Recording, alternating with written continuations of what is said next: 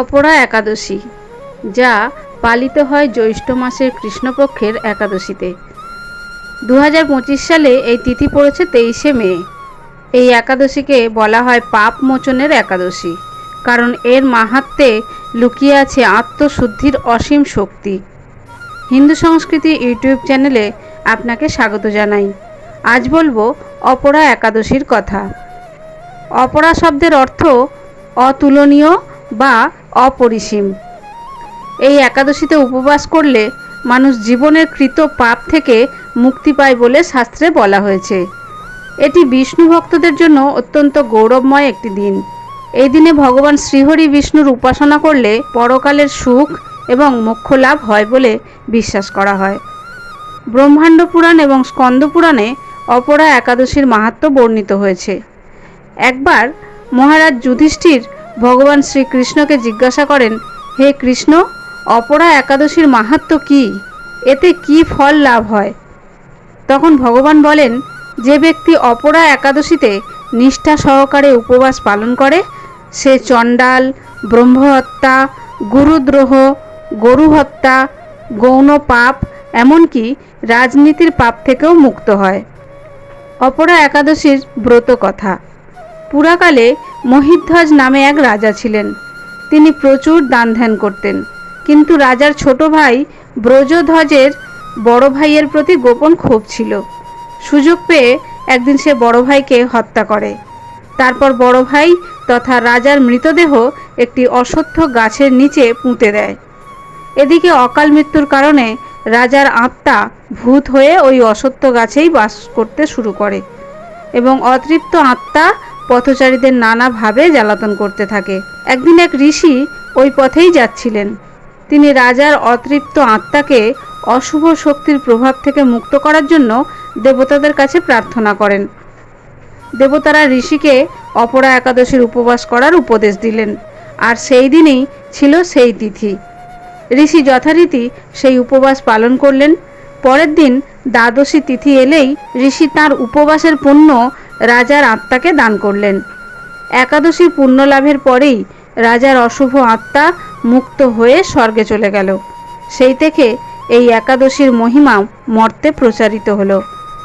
শাস্ত্রে বলা হয়েছে, এই একাদশীর ব্রত পালন করলে গঙ্গা স্নান, কাশীবাস, গয়াযাত্রা, কুরুক্ষেত্রে দান এ সব কিছুর সমান ফল লাভ হয়।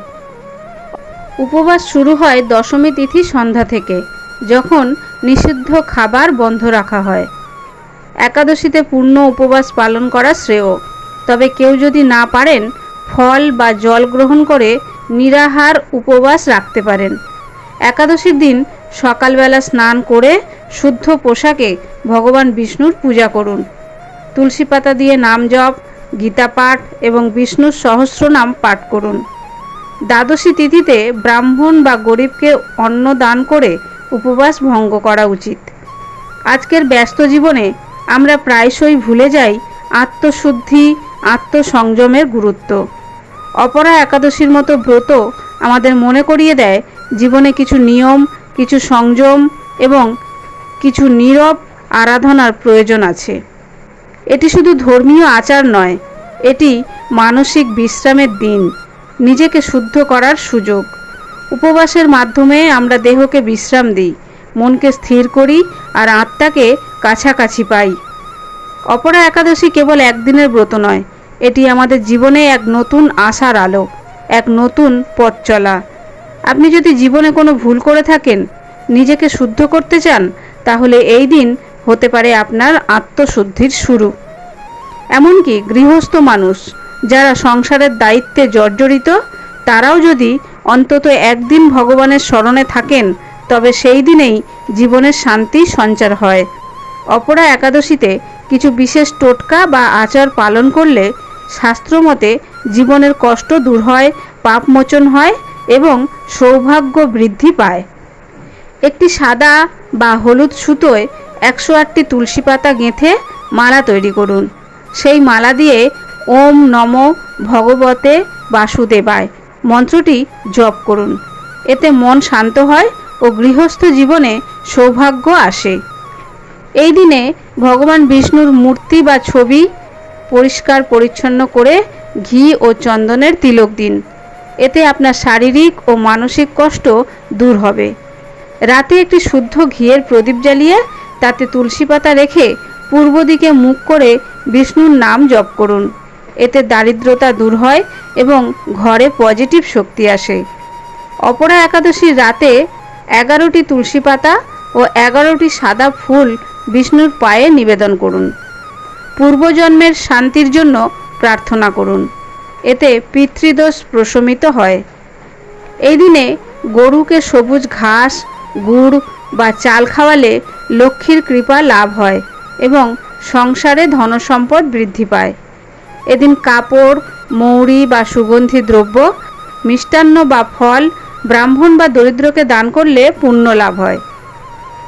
একটা পান পাতার উপর তুলসী পাতা ও চাল রেখে বিষ্ণুকে নিবেদন করে বলুন, শত্রু হিংসা দূর হোক, জীবনে শান্তি আসুক। এরপর সেটা নদী বা পুকুরে ভাসিয়ে দিন অথবা কোনো বৃক্ষের গোড়ায় রেখে আসুন। অপরা একাদশীর পালন ও পারণের সময়সূচি। জ্যৈষ্ঠ মাসে কৃষ্ণপক্ষের একাদশী তিথি শুরু হবে 23শে মে ভোর রাত 1:12 থেকে এবং সমাপ্ত হবে রাত 10:29। উদয়া তিথি অনুযায়ী 23শে মে অপরা একাদশী ব্রত পালিত হবে।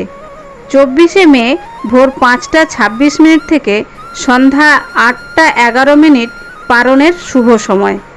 একটা অনুরোধ, হিন্দু ধর্মের গরিমা রক্ষার্থে আপনি আমাদের সঙ্গে থাকুন। চ্যানেলটি সাবস্ক্রাইব করুন। আপনার সমর্থন এবং উৎসাহ আমাদের প্রেরণা হয়ে উঠবে। লাইক ও শেয়ার করে প্রিয়জনদের কাছে পৌঁছে দিন হিন্দু সংস্কৃতির কথা। সকলে ভালো থাকুন। ঈশ্বর আপনার মঙ্গল করুন। জয় শ্রী হরি।